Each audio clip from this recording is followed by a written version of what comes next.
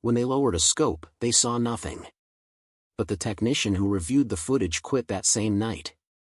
Her resignation letter read, "It saw me before the lens was turned on." She left behind her headset. Still playing the feed. Just static. Except for one single whisper. A word. Zurich. It means return. In 2012, a retired security consultant named Ansel Molstein gave an interview to a fringe podcast based in Vienna. He spoke under a pseudonym, Herr Grau, and refused to be shown on camera.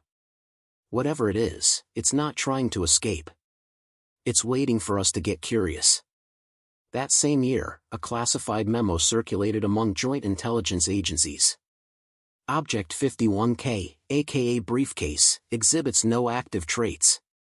Recommend immediate relocation to deepest non-reflective holding possible. All secondary effects must be considered residual. Just a sliver. Enough to see a shape. Not light. Not shadow. But something in between. And then, the camera cuts out. The man has never been identified. The video? Removed. But for 1 second, 1 frame, it was there. And the whisper, buried in the static at the end? You opened it. Now it's your turn. The tree that screams in winter.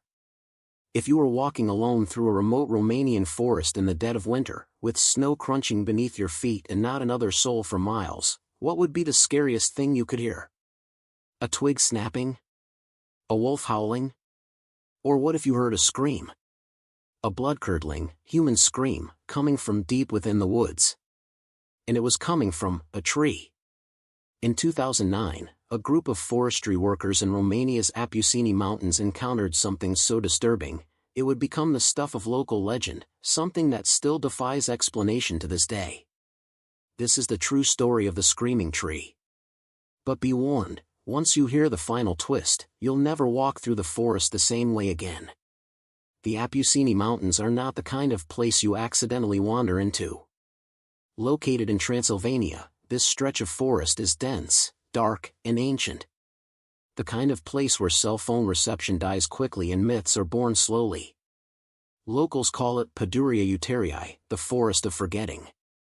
In early December 2009, a team of 3 forestry workers, Ion Popescu, Mihai Lupu, and Soren Dragan, were assigned to inspect an old-growth section of forest that had been untouched for decades.